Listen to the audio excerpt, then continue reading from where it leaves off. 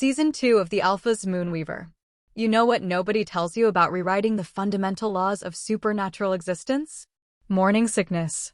Yeah, that's right. Aria broke a 1,000-year-old magical curse, united vampires and werewolves, and became the most powerful Moonweaver in 3 centuries. And now she's throwing up in a bucket while trying to defend her territory from witches who think she's an abomination. Oh, and the baby? Apparently it's glowing inside me right now. Her doctor is a 200-year-old vampire, her midwife is a werewolf who keeps trying to make her eat raw liver, and somewhere out there, the actual First Moonweaver, who's supposed to be dead, is waking up and she is pissed. Welcome to her life. It's a nightmare. And she wouldn't trade it for anything. Part 1. The reveal. The pregnancy test sat on the bathroom counter like a live grenade. 2 pink lines. Impossible. Aria?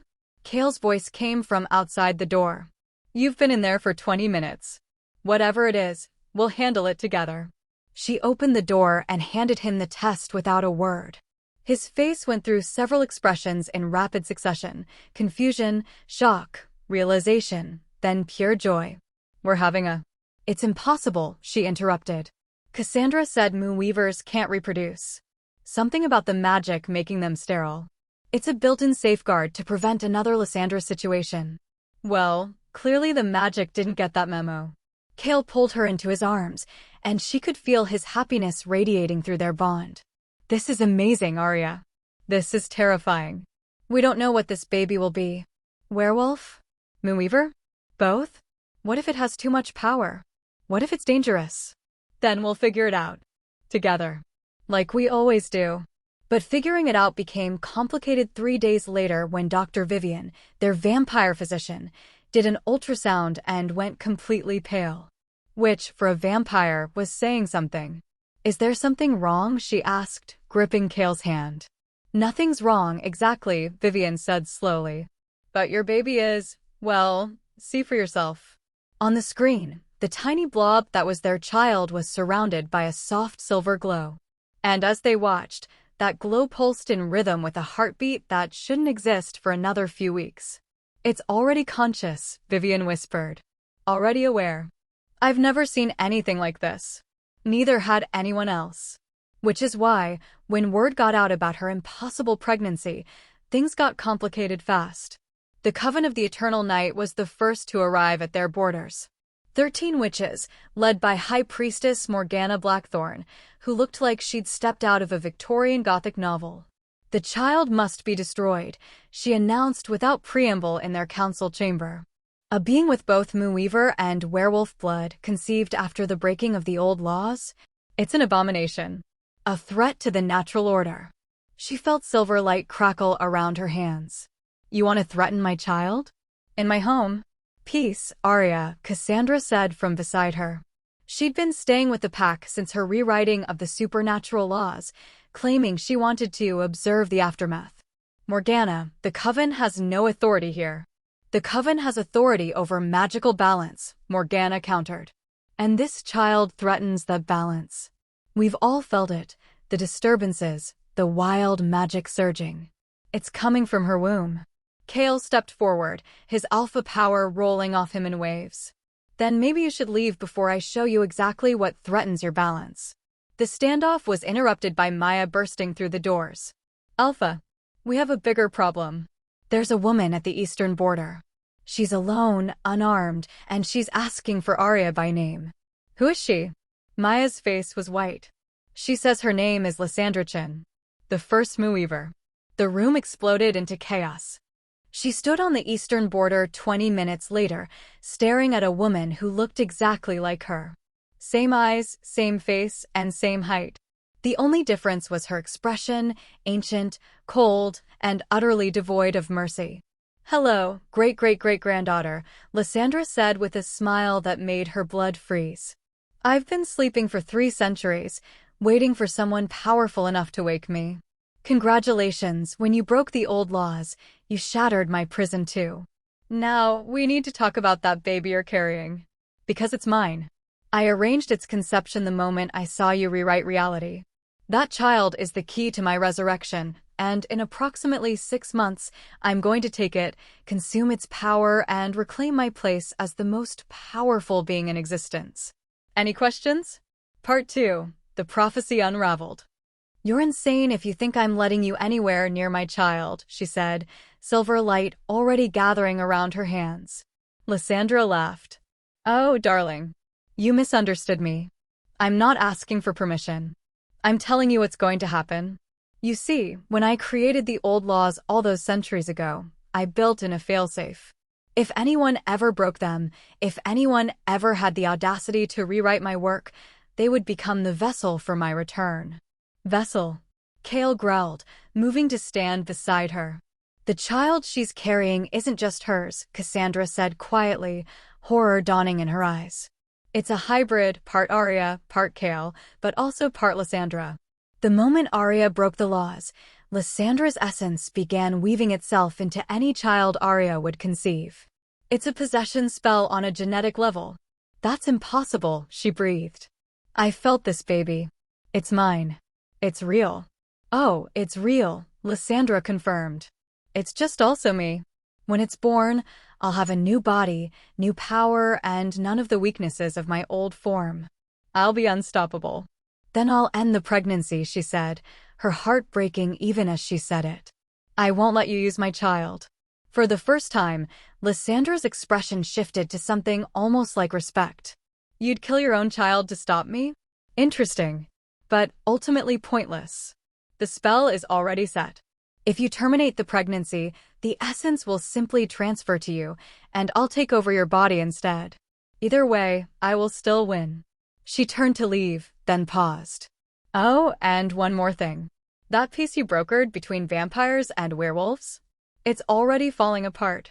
Extremists on both sides are planning attacks. The treaty will collapse within the month.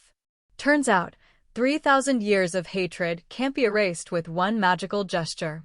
Who knew? She vanished in a swirl of silver light, leaving them standing in stunned silence. Back in the council chamber, the room was in an uproar. The witch coven was demanding she submit to their cleansing ritual to remove Lysandra's essence. The vampire delegation, now including Lord Marcus of the Crimson Court, was arguing for killing her before she became a threat. And the pack was on the verge of all-out war with everyone. Enough. Kael's alpha command silenced the room. My mate and my child are under my protection. Anyone who threatens them threatens me. And I don't lose. With respect, Alpha, Morgana said coldly, you can't protect her from what's growing inside her. None of us can. That's when the doors burst open again, and someone she never expected walked through. Thomas Nightshade's son. He was younger than she expected, maybe 25, with his father's cruel eyes, but something else too, desperation. My name is Damon Nightshade, he announced. And I have information about Lysandra's failsafe. Information my father died trying to get to you. Your father tried to kill me, she said flatly. My father was an idiot who wanted power he couldn't handle. But before Marcus killed him, he told me something. There's a way to sever Lysandra's connection to your child. But it requires 3 things: the blood of a willing alpha, the heart of an ancient vampire, and the sacrifice of a Moonweaver's power.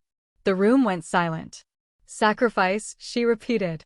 You'd have to give up your abilities, Damon explained. Become human again.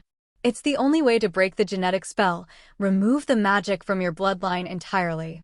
She looked at Kael, feeling the mate bond pulse between them. Without her powers, would the bond hold? Would she still be his mate, or would she just be ordinary? Don't even think about it, Kael said fiercely. We'll find another way. But if there isn't another way, then we face it together. But you're not giving up who you are. Not for anyone. Before she could respond, every window in the council chamber exploded inward. Figures in black poured through, werewolves and vampires, all bearing a new symbol, a broken moon dripping blood. The peacebreakers send their regards, one of them announced before the room erupted into violence. In the chaos, she felt something shift inside her. The baby's glow suddenly flared bright enough to see through her skin, and a voice that wasn't hers echoed in her mind. They're coming for me, little mother. The ones who want to prevent my birth. But don't worry, I can protect us both. Just let me out. Let me show them what we can do together. And she realized with horror that her child, Lysandra's future vessel, was already conscious enough to want things. To manipulate. To potentially take control.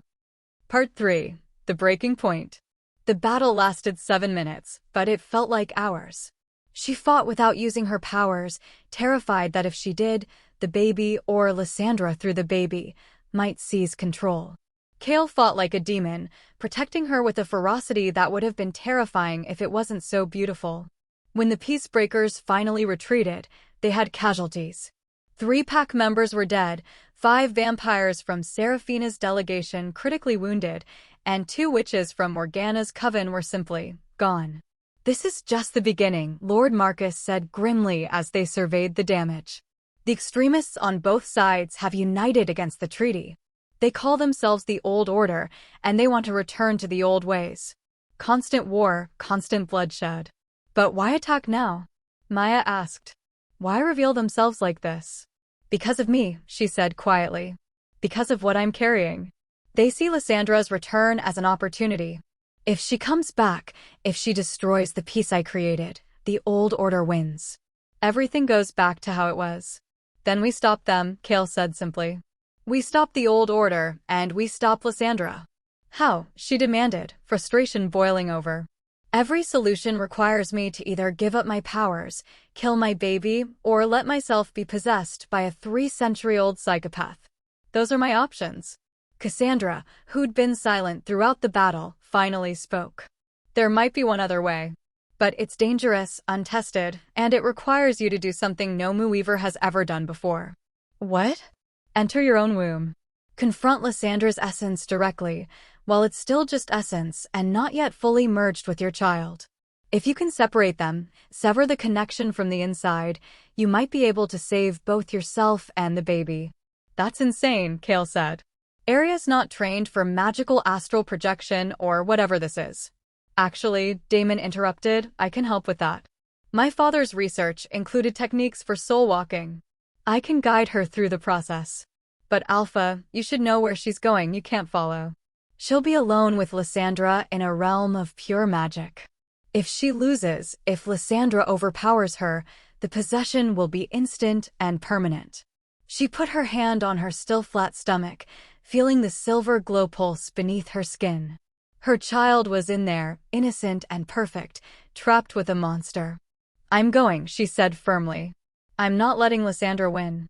I'm not giving up my baby or my powers. I'm going to fight. Kael pulled her aside, away from the others. Aria, if something goes wrong. It won't. If it does, I need you to know that these past few months with you have been the best of my life. You're my mate, my alpha female, my everything. No matter what happens, that doesn't change. She kissed him, pouring everything she couldn't say into that contact. I love you. And I'm coming back. We're both coming back. The ritual took place in the sacred grove at midnight. Cassandra and Damon drew intricate symbols around her in salt and silver dust. The pack formed a protective circle, their combined energy feeding into the spell. Kael held her hand until the last possible second. Ready? Damon asked. No, but let's do it anyway. The world dissolved into silver light. When her vision cleared, she was standing in a realm of pure white. No ground, no sky, just endless expanse. And there, floating in the center, was a silver cocoon pulsing with life. Her baby. But wrapped around that cocoon like a parasitic vine was a shadowy figure, Lysandra, her essence already trying to merge with her child. She turned to face her, and this time her smile was victorious. You actually came. How brave. How stupid. Here, in this realm, I'm at full power and you're just a visitor. Did you really think you could defeat me? Behind her, something else moved in the white expanse. Shadows that didn't belong, shapes that felt wrong. And she realized with dawning horror that Lysandra wasn't alone. Oh yes, she purred. Did I forget to mention? When you broke the old laws, you didn't just free me. You freed all the ancient ones who'd been imprisoned. And they're all very interested in meeting the Moonweaver who dared to change their world. Say hello to the Voidwalkers, darling. They're going to help me destroy everything you love. Part 4. The Final Choice. The Voidwalkers were creatures of pure nightmare, beings that existed between realities, feeding on magic and chaos. There were dozens of them, circling like sharks sensing blood. I imprisoned them when I created the old laws, Lysandra explained, circling her baby's cocoon possessively. They were too dangerous and too chaotic. But when you shattered my work, you gave them an opening. And I made a deal. Help me reclaim my body, and I'll let them loose on your precious new world order. You doom both species just to get revenge on me, she demanded, silver light flickering around her hands even in this astral space. Revenge? This isn't about revenge. This is about order. The old laws kept balance through conflict, yes, but they also kept things like the Voidwalkers locked away. Your peace weakened the barriers between worlds. You gave everyone choice, but you didn't consider that some choices lead to extinction. One of the Voidwalkers lunged at her. She threw up a barrier of silver light, but the creature passed right through it, its touch freezing her soul. You can't fight them with magic, Lysandra laughed. They eat magic. The more power you use, the stronger they become. She was right. Every time she attacked, the Voidwalkers grew more solid and more powerful. So, what do I do? She asked, desperation creeping in. You give up. You let me take the child, restore the old laws, and re-imprison these creatures before they destroy everything. It's the only way. She looked at her baby's cocoon, seeing the tiny life force inside pulsing with innocent trust. Her child. Hers and Kael's. Their future. And then she understood. You're right, she said slowly. The old laws kept balance through conflict. My new laws gave choice without protection. But what if there's a third option? There isn't. What if I don't erase choice, but I add protection? What if I create new laws that preserve free will but also rebuild the barriers? Laws that don't require constant war but also don't leave us vulnerable. Lysandra's eyes widened. That's impossible. The amount of power required is exactly what I have right now. Because I'm not just a Moonweaver, Lysandra. I'm a Moonweaver carrying a hybrid child, standing in a realm of pure magic, connected to an alpha werewolf through a completed mate bond. I'm a nexus of power you couldn't have imagined. She placed her hands on her baby's cocoon, feeling the life inside respond to her touch. And unlike you, I'm not alone. I have a pack. I have allies. I have people who believe in me. In the real world, through the connection of the ritual, she felt them. Kael, pouring his strength through their bond. The pack, lending her their collective power. Even the vampires and witches, setting aside their differences to feed energy into her spell. You can't rewrite the laws again, Lysandra hissed, fear finally showing in her eyes. It almost killed you last time. Trying to do it while protecting your child, while fighting the Voidwalkers. I know. But I'm not just trying to survive anymore. I'm trying to build something worth surviving for. She released every ounce of power she'd been holding back. Silver light exploded outward, not destroying the Voidwalkers, but transforming them, giving them form and purpose. They became guardians instead of parasites, protectors of the barriers between worlds. She rewove the supernatural laws, keeping the choice she'd given but adding structure, protection, responsibility. Vampires and werewolves could choose peace, but they also had to defend that peace. Magic users could work together, but they also had to maintain the barriers. And she severed Lysandra's essence from her child with a precision that came from love, not power. The scream that tore from Lysandra shook the astral realm. No, you can't. I waited 3 centuries. And you'll wait 3 more. Or 3,000. Because I'm not imprisoning you this time. I'm giving you the same choice I gave everyone else. You can fade away into nothing, or you can let go of your hatred and find peace. Your choice, great-great-great-grandmother. The silver light consumed everything. When she woke up in the sacred grove, she was sobbing. Kael had her in his arms, and the entire pack was surrounding them, their eyes glowing with shared power. Did it work? Maya asked breathlessly. Dr. Vivian was already scanning her with portable equipment. She looked up with tears in her eyes, something they'd never seen from her before. The baby's fine. Completely human, Well, human and werewolf. No foreign essence. No Lysandra. And the Voidwalkers? Morgana asked. Cassandra was staring at the sky, where reality itself seemed to shimmer with new strength. Transformed and reformed. They're guardians now. Aria didn't just save her child, she fixed the flaw in her original spell. The supernatural world has structure again.